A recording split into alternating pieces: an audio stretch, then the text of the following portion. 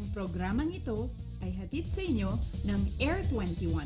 Sagot ko, padala mo.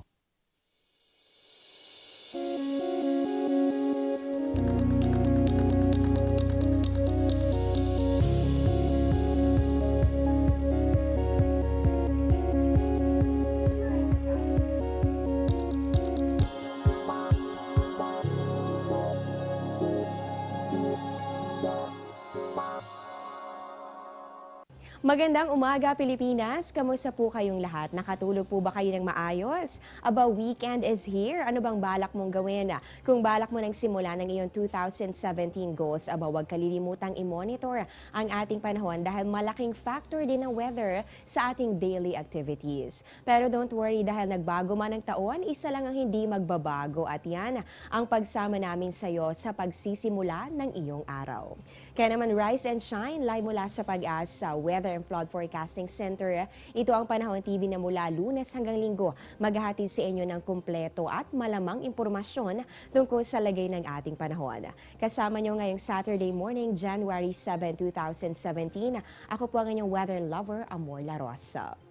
Eto muna, the best things in life are free, gaya na lamang ng ganda ng sunrise at ganun din ang ating sunset. Para sa ating sunrise for today, yan po'y mangyayari sa ganap na 6:23 ng umaga. Habang doon naman sa mga mister na balak i-date si Mrs. Aba, subukan ninyo ang romantic sunset sa Manila Bay na mangyayari naman mamayang 5:42 ng hapon. Sa putong ito naman, para mabigyan na tayo ng ideya tungkol sa lagay ng ating panahon para sa mga susunod na oras, makakapanayam na po natin ang isang weather forecaster ng Pag-asa. Walang iba kundi si Mr. Obet Badrina. Good morning, Mr. Obet. Unahin ko na po ito dahil nagbabantay tayo ngayon sa isang panibagong sama ng panahon o low pressure area sa loob ng Philippine Area of Responsibility. Ano na bang update dito at paano ba yan kikilos sa mga susunod na oras at araw?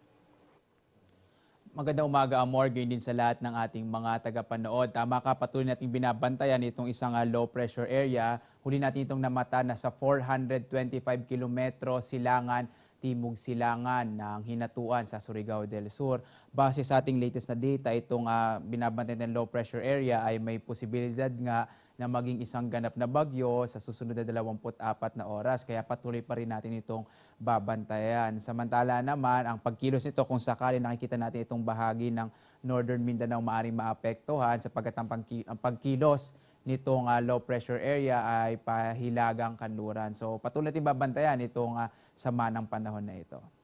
Ulitin ko lamang po para sa ating viewers, within the next 24 hours ay posible pong ma-develop sa pagiging isang ganap na bagyo itong binabantayan po nating weather disturbance o low pressure area. Kaya patuloy po kayong tumutok dito lamang sa Panahon TV. At Mr. Albert, kung sakali naman na ma-develop nga sa pagiging isang ganap na bagyo itong binabantayan nating sama ng panahon, saan po ba posible kayong magtaas nito nga tropical cyclone warning signals at kailan po ba yan inaasahan?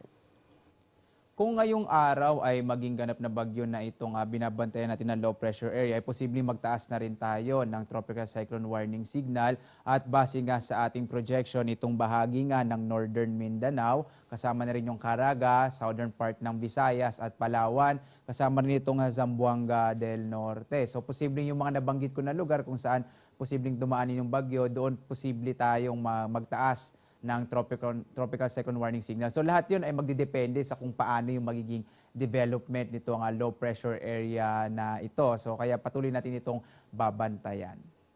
And for today, ano po bang inaasahan nating lagay ng panahon para sa ating bansa? Base po dito sa inyong inilabas na 5 AM weather forecast.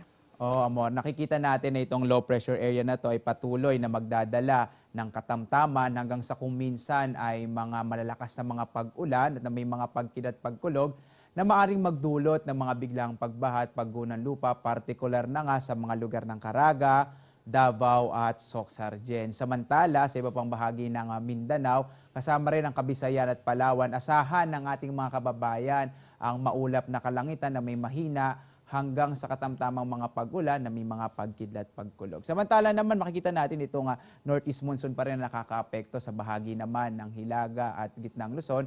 Dahil dito itong silangang bahagi ng Luzon ay makararanas naman ng mga mahihinang pag-ulan. Sakop niyan yung Cagayan Valley at ang mga lalawigan ng Aurora at Quezon.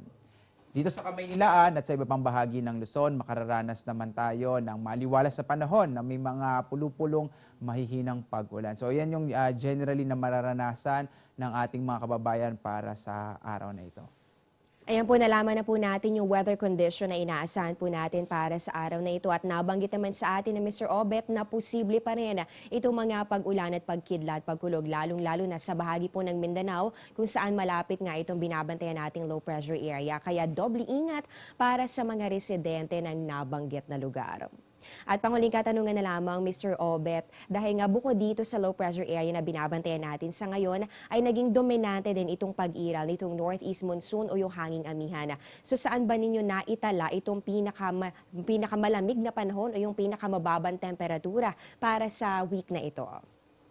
Sa nakalipas na halos 5 araw, nakalipas na linggo, ito yung mga lugar kung saan nakapagtala tayo ng malalamig na temperatura. Una dyan, syempre, ang Baguio pa rin, nasa 13.0 degrees Celsius na itala yun ng January 4. Sumunod, itong mataas na lugar din sa Malaybalay sa Bukidnon, 17.2 degrees Celsius noong January 2. At dito malapit lang sa Maynila, sa Tanay, nakapagtala naman ng 18.0 degrees Celsius noong January 2 at 3. So makikita natin na dahil nga dun sa patuloy na pag-iral ng hanging amihan, ay makararanas pa rin tayo ng malamig na temperatura. Posibleng umabot yan, Amor, hanggang February. So sana i-enjoy pa rin natin itong malamig na temperatura na to.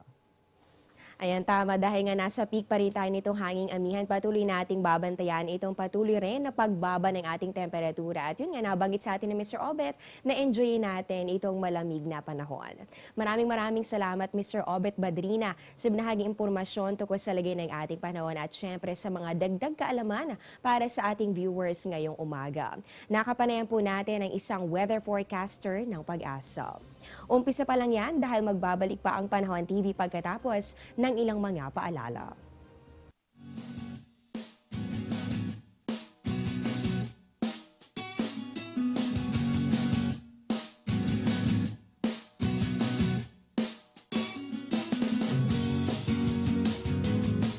Get timely and reliable Philippine weather information anytime, anywhere through the Panahon TV mobile app, a multifunctional mobile app that brings you weather updates sourced directly from Pag-asa. The app provides a complete 3-day weather forecast at your location.